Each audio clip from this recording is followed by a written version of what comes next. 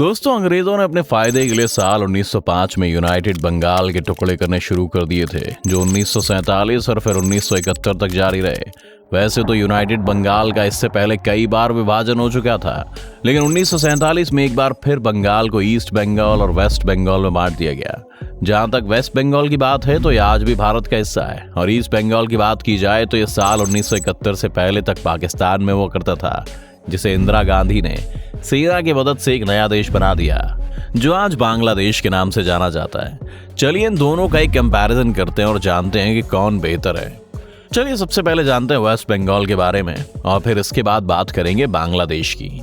Waste Bengal की बात की जाए तो ये देश के ईस्टर्न रीजन में मौजूद है, और ये 88,853 स्क्वायर किलोमीटर जैसे बड़े एरिया में फैला हुआ है। जहां तक इस स्टेट की पॉपुलेशन की बात है तो ये 10 से 11 करोड़ के आसपास है।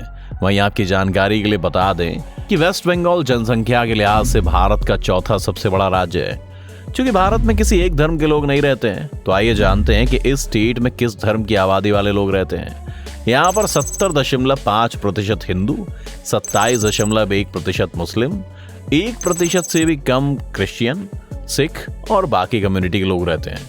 किसी भी देश या स्टेट के डेवलपमेंट में उसकी जनता का पढ़ा लिखा होना काफी जरूरी होता है, क्योंकि जितना ज्यादा लोग पढ़े लिखे होंगे उस जगह पर उतनी खुशहाली ज्यादा होगी, उतना ही एम्प्लॉयमेंट बढ़ेगा और उस राज्य की सूरत और सीरत बदल सकती है। तो इस वीडियो में आपको आगे बढ़ने से पहले बताते चलें कि यहाँ 80.5% लोग पढ़े लिखे हैं। शायद इसके पीछे इस राज्य में बने IIT और IIM जैसे वर्ल्ड क्लास एजुकेशन इंस्टीट्यूट्स का भी हाथ है। इतना ही नहीं, स्कूल लेवल पर गांव और शहर में पढ़ने वाले बच्चों के पढ़ने का परसेंटेज भी बराबर ही है। अब बात करते हैं उस मेजर फैक्टर की जिस पर कोई भी देश टिका होता है, और वो है उसकी इनकम। तो आइए एक नजर डालते हैं वेस्ट बंगाल की GDP पर। वेस्ट बंगाल की फाइनेंशियल ईयर 2021-22 में GDP $190 बिलियन थी, जिसके 2022-23 में $210 बिलियन पहुंचने की उम्मीद है। इतना ही नहीं, इस स्टेट की ग्रोथ रेट 8% के आसपास है, और वेस्ट बंगाल की पर कैपिटा इनकम $2000 के आसपास है।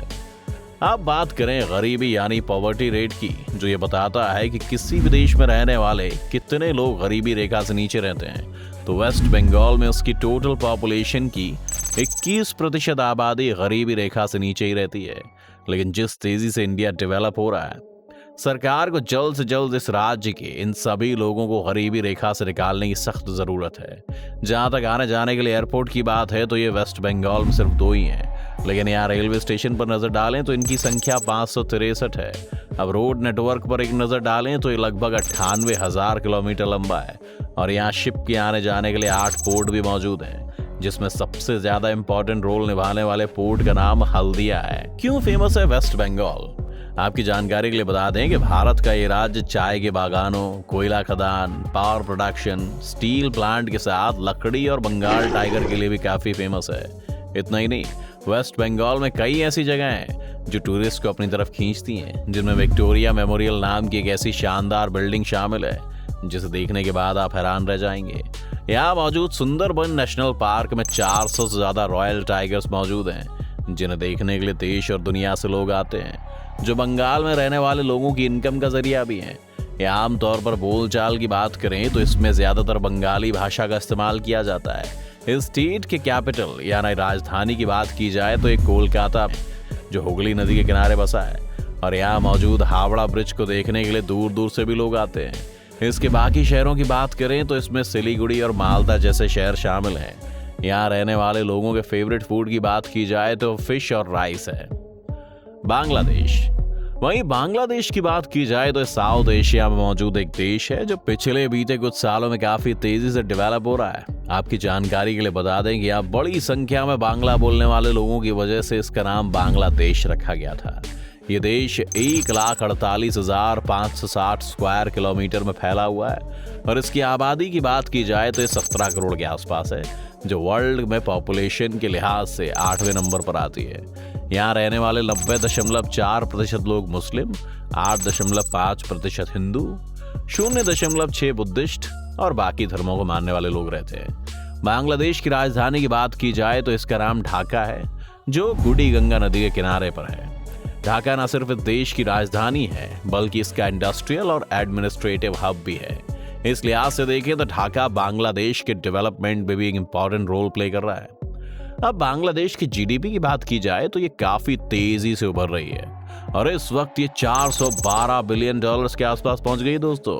और साउथ एशिया में मौजूद इस देश की जीडीपी ग्रोथ रेट 7% के आसपास है।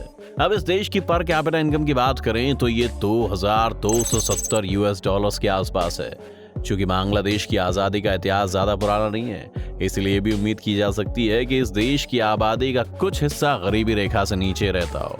बांग्लादेश के पॉवर्टी रेट की बात की जाए तो ये फिलहाल 20.5% के आसपास है। चूंकि एशिया के कई देशों की तरह ये भी एक उभरती हुई इकोनॉमी वाली कंट्री है, लिहाजा यहाँ मौजूद सरकार को लगातार ध्यान देने की जरूरत है। जहां तक बांग्लादेश की लिटरेसी रेट की बात की जाए तो ये 79% के आसपास है, जो कि डेवलपिंग नेशन के लिहाज से ठीक ठाक कही जा सकती है। बांग्लादेश की बात की जाए तो अपने एरिया के हिसाब से किसी से पीछे नहीं है। यहाँ 8 एयरपोर्ट के साथ पूरे देश में एक जगह से दूसरी जगह जाने के लिए 498 रेलवे स्टेशन मौजूद है। इतना ही नहीं, यहाँ का रोड नेटवर्क 21,000 किलोमीटर लंबा है, जिसे तेजी से बढ़ाने का काम जारी है।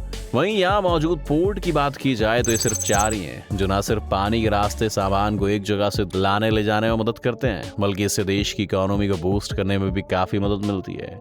इस देश में चिट्टागोंग, खुलना, राजशाही नाम के कई शहर हैं, जो देखने में बहुत ही शानदार हैं। इन्हें देखने के लिए देश और दुनिया भर से लोग आते हैं। ये देश अपने घने जंगलों, बंगाल टाइगर के लिए भी फेमस है। यहाँ के सबसे ज्यादा खाए जाने वाले फूड की बात करें तो इसका नाम हिल्सा है, जो फिश की मदद से बनाई जाती है। इसे यहाँ रहने वाले लोग काफी चाव से खाते हैं। क्यों फेमस है बांग्लादेश?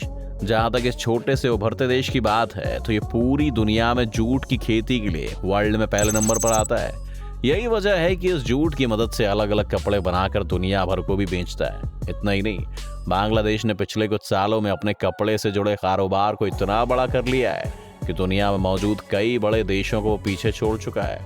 बांग्लादेश की बात की जाए तो वो चीन के बाद दुनिया का दूसरा सबसे बड़ा गारमेंट एक्सपोर्ट करने वाला देश है। यहाँ बनने वाली टी-शर्ट्स, स्वेटर, ट्राउजर पूरी दुनिया में खरीदी और बेची जाती है। आपकी जानकारी के लिए बता दें कि यहाँ मौजूद तकरीबन 5500 फैक्ट्रीज में हर दिन 1,25,000 टी-शर्ट्स बनती हैं, जो ढाका से लेकर चिटगांव और इसके आसपास तक एक बड़े एरिया में फैली हुई हैं। वहीं एक और बात आपको हैरान कर देगी कि यूरोप के सबसे बड़े रेडीमेड रिटेल ब्रांच H&M का आधा काम यहीं से होता है। तो दोस्तों, ये था ईस्ट बंगाल और वेस्ट बंगाल के बीच का एक कंपैरिजन। हमारे चैनल को सब्सक्राइब करने के बाद कमेंट करके हमें जरूर बताएं कि कौन सा हिस्सा ज्यादा तेजी से डेवलप कर रहा है।